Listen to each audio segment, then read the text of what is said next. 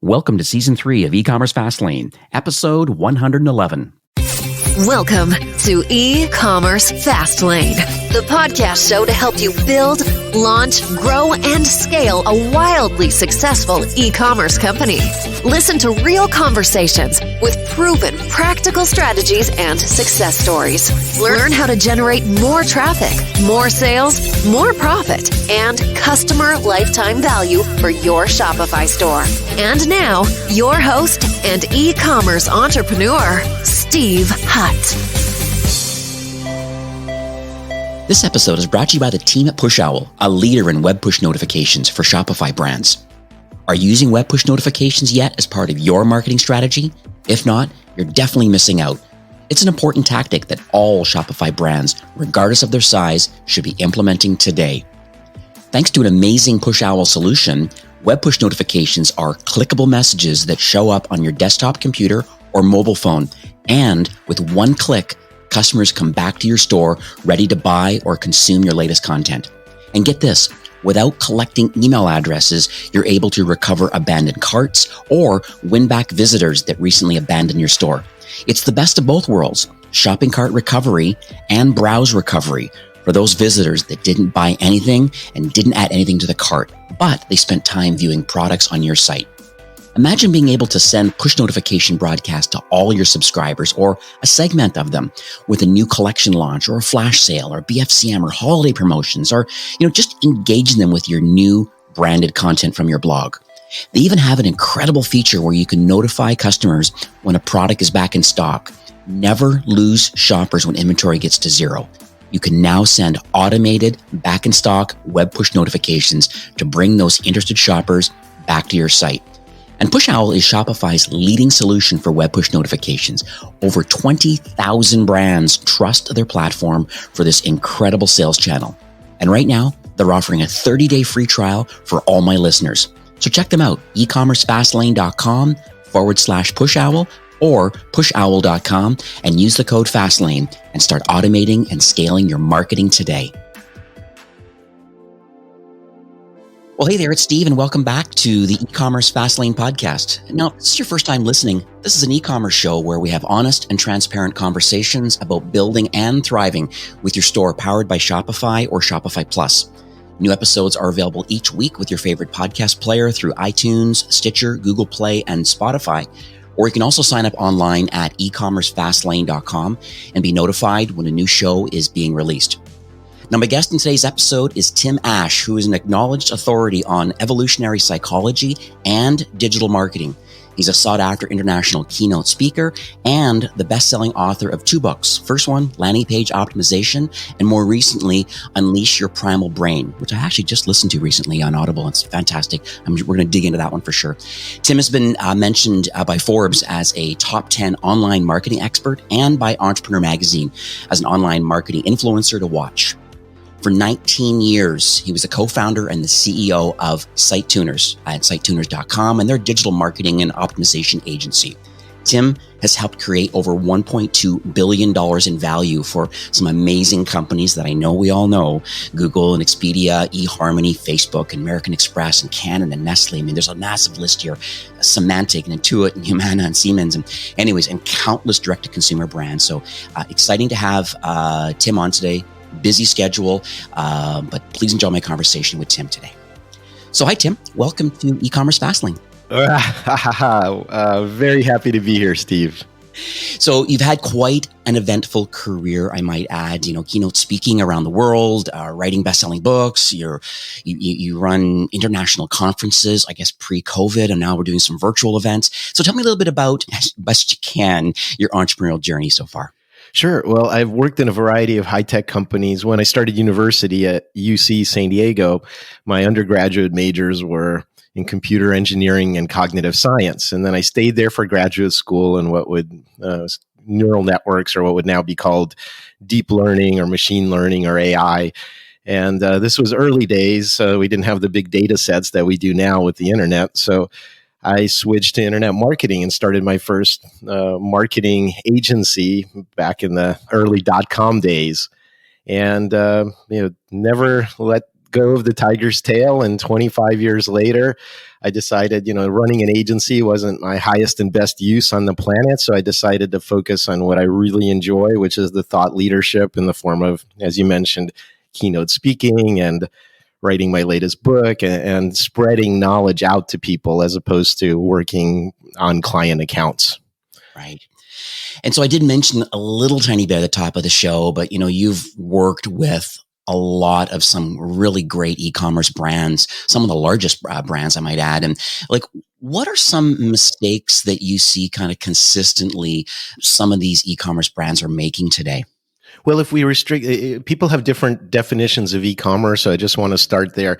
For some, e-commerce is any website that has a checkout, anything where you sell items directly.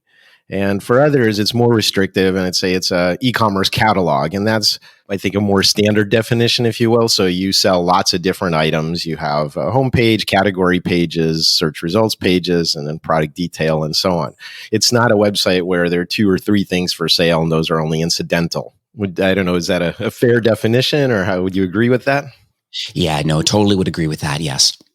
And so in the case of large catalogs, I would say the common mistakes that I've seen in my career is, one, is gratuitous use of motion and wasted real estate on the homepage in the form of giant sliders. Everybody seems to have those. Yeah. Yeah, and that's a big no-no in my book. I talk about, I have a whole e-commerce best practices section in my landing page optimization book, and I devote a page to why sliders are an evil that should be immediately removed from your site. Yeah. Well, what part of it I find too is that it doesn't position the brand well enough. I think with having motion, and I think when people have a lot of different slogans or taglines or kind of links and things going out to maybe other different sections on the site, they think they're trying to blast all of their bullets out on this highly sought after piece of real estate, versus maybe having a proper positioning statement or something, one thing that's very important, that's key to why someone should click through, or why has someone shown up on this particular website, having one message and one brand image. Yeah, and I would go further than that. I would say that I'll enumerate the reasons why you shouldn't have a slider on your homepage. The one that you mentioned is by far the most important. Our brains, from an evolutionary perspective, are designed to notice things moving in our visual field. It kind of has a little survival value, if you know what I mean. Right. The bear is coming to eat me. I need to know what direction and how big it is, right? Yeah. So they are an interrupt. They're the nuclear option. In the face of motion, graphics won't get looked at. And even in the face of graphics, text won't get read. So everything that's graphics or text on your site can't possibly compete with that atomic bomb of a slider on your homepage. And another reason that they're really bad is because it's trying to pretend you have more real estate than you really do. So everybody wants a piece of the homepage, and look, we can add another frame to our slider. Well, great, thanks. So now I have to sit through a longer commercial. Nobody likes to do that on broadcast TV. They certainly don't have the attention span to sit through 5 3-second sliders to make sure they saw every frame of the crap you're trying to throw at them on your homepage. Mm-hmm. So it's really an editorial problem. You can't decide what's important, so you're trying to cram it all in there and make everybody happy, except your site visitors that are trying to give you money. Right. Yeah, totally with you. I do a lot of site audits for the brands that I manage inside Shopify Plus, and that's one of the things I'm definitely in alignment with you. When I see those sliders, that's the first thing I talk about, is we have to position it correctly with one hero image, at least as part of this current quarter. Whatever your content strategy is, or how you're trying to position the brand, let's find the right image, and let's find the right call to action, and let's move people through the funnel quickly to what it is that you're trying to sell. Yeah, well, Steve, I'll go a little further and be more radical. I think that even the notion of a hero shot on the homepage is also inappropriate. It's still a giant waste of real estate, and it's precious real estate. We're talking New York, Hong Kong, London type of real estate at the top of your homepage, right? It's very expensive.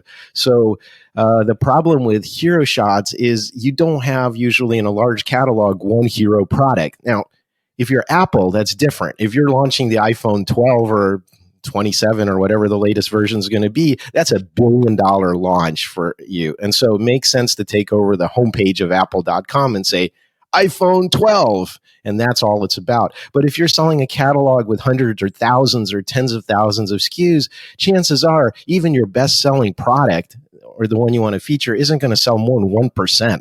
So why are you giving it all that space? I say give the space to permanent category-based navigation. And if you want to have a featured sidebar and have a couple of 2-3 products on the side, that's fine. But you can't take over the top of the page with even one hero image as far as I'm concerned. All right. That's definitely noted.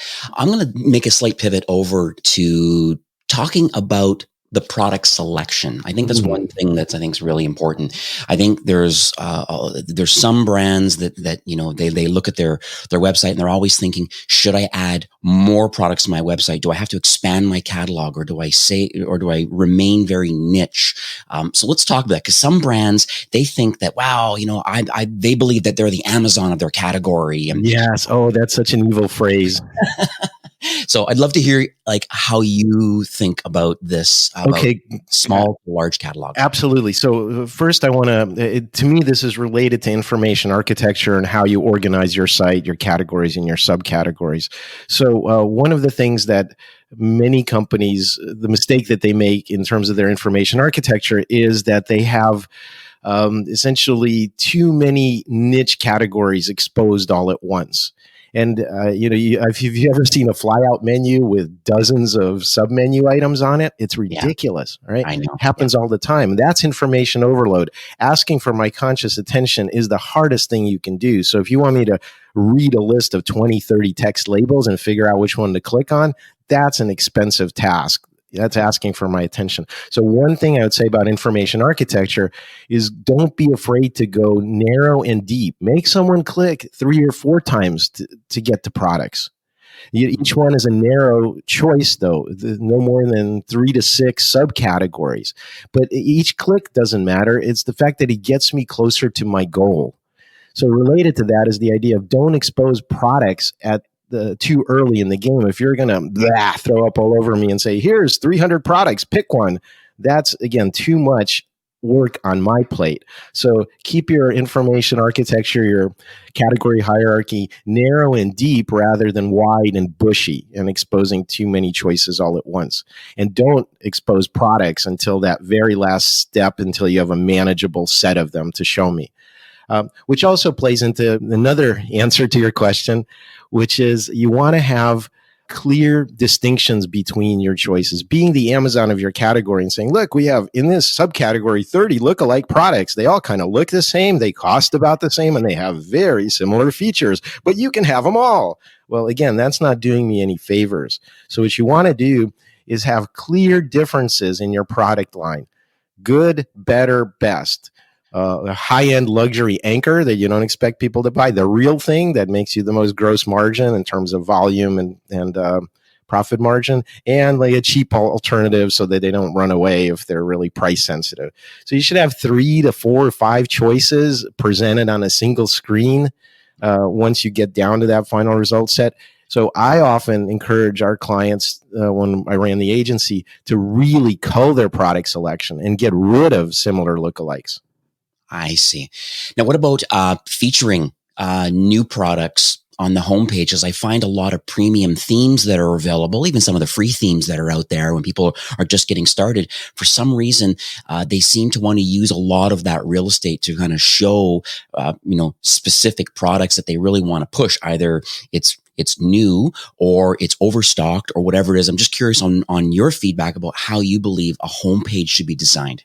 Yeah, so I think that, as I mentioned, there should be a balance between, I guess we'd call permanent navigation and featured stuff. I see. Okay. And so you should have tile-based category links, rather, and it's kind of eye chart style. They don't all need to have the same prominence. So the biggest category, you might actually even expose some subcategories within that tile. Smaller categories are smaller and just feature the main category and so on. And then down at the bottom, you might just have text links instead of tiles, or even a see more expansion if you have a bunch of miscellaneous garbage that you need to find room for. Don't show all of that at once. And then on the right-hand side, you might have some featured items, or our fall collection, or our latest stuff or newest or maybe clearance. But the balance of that's important. I would never go below 50% for permanent navigation. In many cases, I've seen it 75 or 80% for permanent navigation. And then that featured column is small down the right-hand side. And again, even in the featured column, you might feature collections of things as opposed to individual items. So the focus should be on permanent navigation. Most people aren't frequent visitors to your site. They're not looking for the latest, unless you're a fashion brand. And even then, your fall collection, it shouldn't take over your whole site. So I'd say keep that stuff to 25% or less on the right-hand side of the homepage. So let's talk about BFCM and holiday time. I find with social distancing, retail, certainly large retail, making decisions to not be open during BFCM just for a lot of health reasons, and they're pushing a lot of their business online. I find that people are shopping early. I'm worried about supply chain, even the fulfillment partners of FedEx and UPS and United States Postal Service and whatnot. So I would love to have your kind of on the ground feeling about what can brands or what should brands be doing today as it relates to BFCM and holiday time. And is there anything specific on a website that, or a strategy or a tactic that needs to be implemented like 100% when it relates to where we're at right now in the world?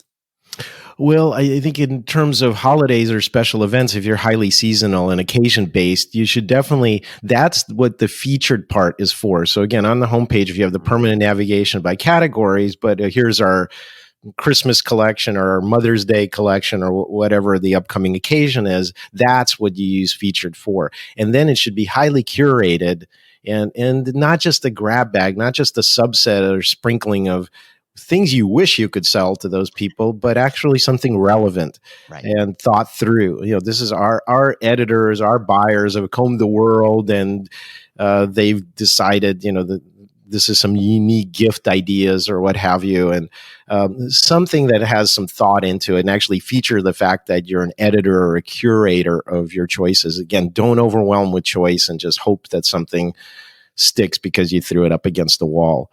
The other thing that people are mostly concerned with is Amazon has set an expectation. Amazon has set an expectation of delivery time and cost. And that's where if you can do free shipping, and if you can have free shipping on some kind of express option, then they have a reason to work with you as a niche retailer. Otherwise, in New York City or even parts of San Diego where I live, it's 2-hour delivery. I mean, how do you compete with that? Instant gratification. They're closing that gap. So that's another important one. Don't think about your products, but think about those intangibles like delivery time and cost, and also access to your people. One of the things that niche retailers have an advantage in is knowledge of their product line. So I encourage you to make your people available in chat, on the phone if it's possible, and say, we're experts and we're happy to talk to you and share what we know. It's not like that dehumanizing visit to say Home Depot, where it's this giant warehouse store and a few guys running around in orange aprons getting paid minimum wage that don't even know what aisle what you're looking for is on. So you be the expert, you be the value add, put yourself forward and feature both your small-timedness, not your Amazon-ness, but your small-timedness and your accessibility. Mm-hmm. So I would totally agree about the being available for customer service wise, like through chat. I've even seen a lot of great solutions now that are, you can go to the Shopify App Store and find some of these solutions, but people are actually doing video now on the product detail pages, almost as you said, this human part of saying, hey, we're here right now. We can offer some kind of a guided selling and actually show some of the products. Sometimes even people working from home, they still have access to a lot of the great products that they can show, and or they can click around and co-browse with people. So some really neat solutions that just add that personality to it. I'd also add things like chatbots. I think, people are coming to the website and they want to be able to be routed to finding the answers that they need right now. And if a chatbot can help them, tracking number, hours of operation, do you have any buy online and pick up in store? Is this thing going to make it in time for Christmas? Like these sorts of basic questions, these can be queued up quite quickly from within a chatbot solution. But if you really want to talk to somebody, perfect. Click a button, boom, then you have access to an agent. Yeah, and also I would add another functionality that I don't see kind of out of the box and setup of e-commerce software is wizards. I'm not talking about anything complicated, but basically a series of lightbox popovers with 2 to 4 way mutually exclusive choices. Mm. Ask me a simple question, I'll give you an answer. Kind of like the same way you fill out your tax software. Did you live in the country more than 6 months this year? Yes or no? Well, anyone can answer that, right? So the same kind of idea with the wizard, especially if you have key categories that require complicated decision making. If I came to your store and I said, hey, what kind of, I want to buy a jogging stroller and I have 2 kids and they're 17 months apart, help me. And you'd say, oh, great. How old are your kids? Okay. And do you go off road or do you just jog on regular, paths and so on? And is it rainy where you live? And you might ask me 3 or 4 questions and you go, okay, here's 3 different jogging strollers that you should consider.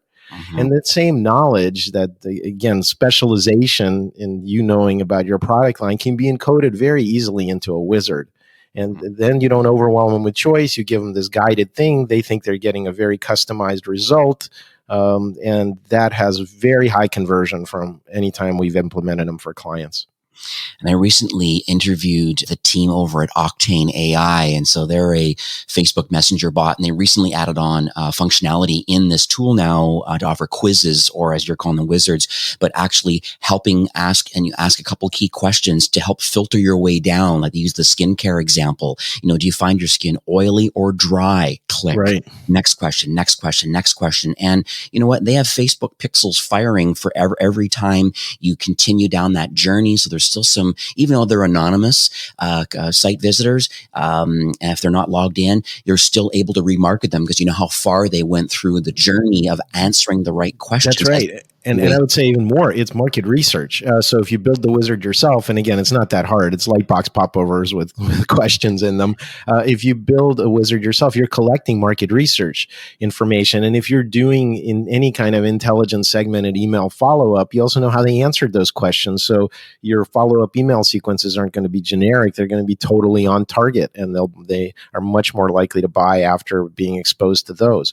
And then you get aggregated research too when you combine what percentage of people coming to our site answered it this way.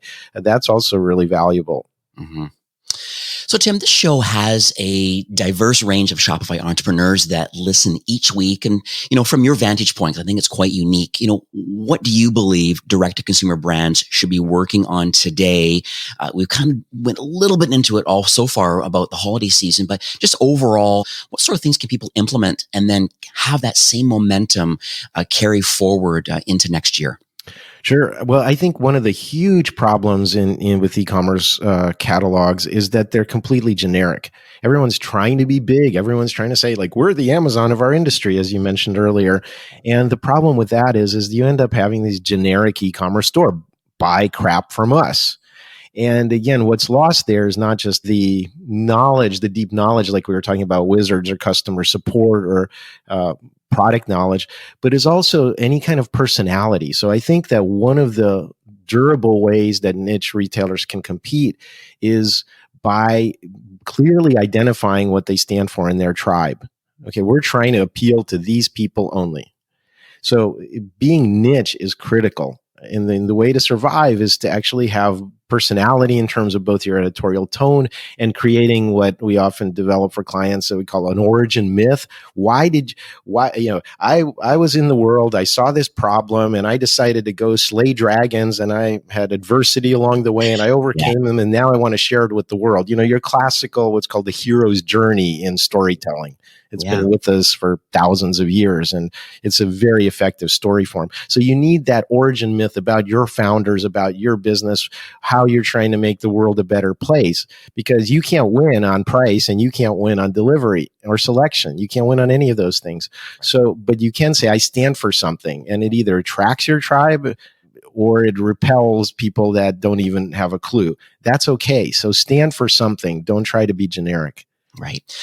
So I always bring this up with brands. And one of the comments I bring up is this conscious capitalism, meaning that, you know what, we're not just taking all of the money and being this faceless giant and hoarding all these profits. I think a lot of buyers today, customers that are on people's websites, they really like, as you said, get behind the cause, understand what the company's all about, what's their vision and their mission, their goals and their values. And then if that can be packaged up, as you call it, the origin myth, we love it, or the hero's journey, that's very interesting to me. But then where's the rest of the money being spent? I manage one brand that like literally plants 10 trees for every garment, or they're donating, money to help, cure blindness or helping people getting glasses. There's so much opportunity out there and people like to get behind that story. So, I might suggest that for those that don't necessarily have a great origin story yet, it might be hard kind of pre-BFCM to get involved in this sort of thing. But man, it's something you really need to think about for Q1 of 21 of how do you position your brand? Well, I would say that if you don't have an origin story, you need to make one. It's not that you don't have one yet. You can always create one based on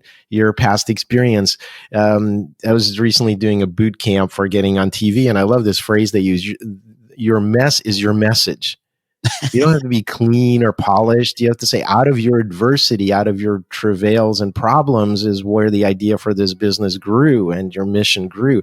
But dig, there's another friend of mine likes to put it, there's a pony in there somewhere. Find your origin myth. It's there already. You just haven't articulated it yet.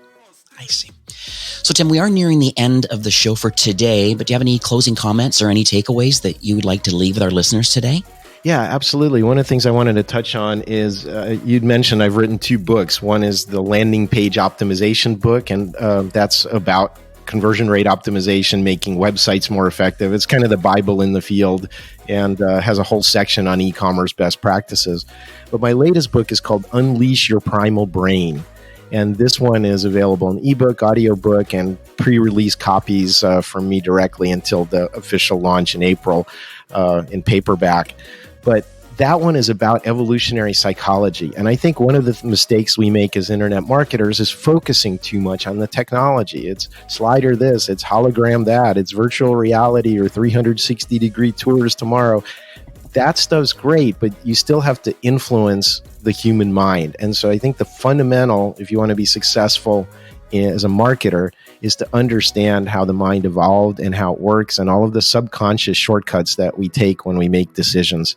So I strongly recommend reading my latest book, Unleash Your Primal Brain. You can get info at primalbrain.com about all the different formats. Perfect. And I actually used one of my Audible points and downloaded your book, and I'm about 3/4 through it, and it really was eye-opening for me. And I'm not just saying that because I have the opportunity to interview you today. It was something that I had a cursory knowledge of, but it's quite interesting to understand, as a marketer, there's definitely value in this book to learn as to why people do what they do, because there's literally history of human beings as to why people do what they do. And I think understanding that will help you become a better marketer.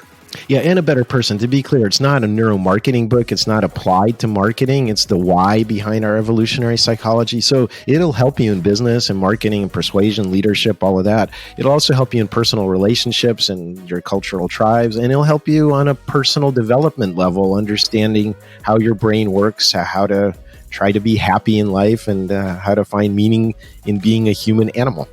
Beautiful. So, Tim, I know we spoke offline before recording today, and I understand that you would like to offer the listeners a little bonus. Can you share some of those details? Yeah, absolutely. If you have an e-commerce store and you do over $1 million a year through your store, I would be glad for the first 5 companies to offer a 30-minute digital strategy discussion. And in order to take advantage of that, just email me. My email is tim@timash.com. And for the subject line, put Steve Hutt. Okay. And that way I'll know that it came from this podcast. And I'm only doing the first 5 that qualify. So I suggest if you're interested in this, that you act on it right away. I bet you those will go quite quickly. I'm pretty sure, yeah.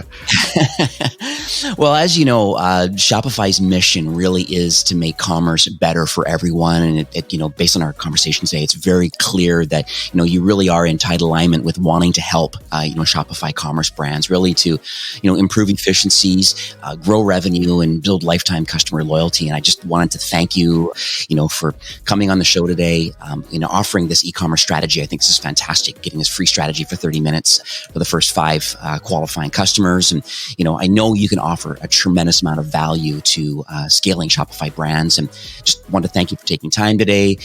Definitely, I know you're a busy guy, sharing your knowledge and your vision, and just at the end of the day, just giving back to the Shopify kind of entrepreneurial ecosystem.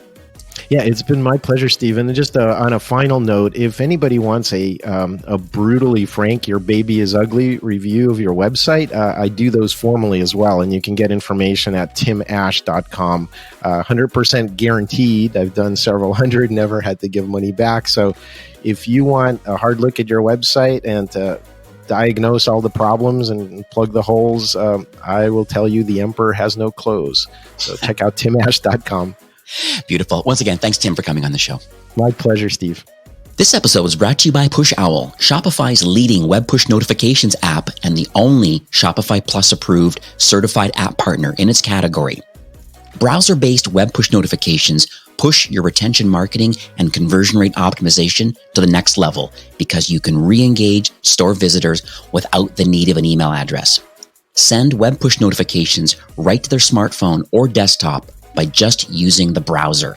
And the great thing about Push Owl is they're used by over 20,000 Shopify stores and more than 600 Shopify Plus brands. So you know their solution has the security, privacy, speed, and reliability that Shopify Plus brands come to expect.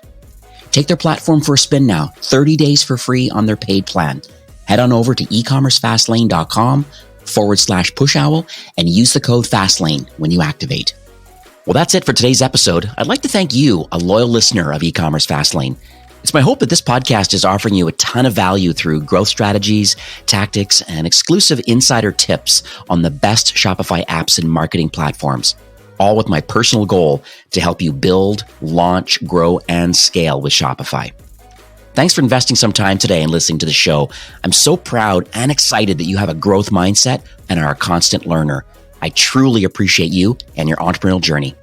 Enjoy the rest of the week and keep thriving with Shopify.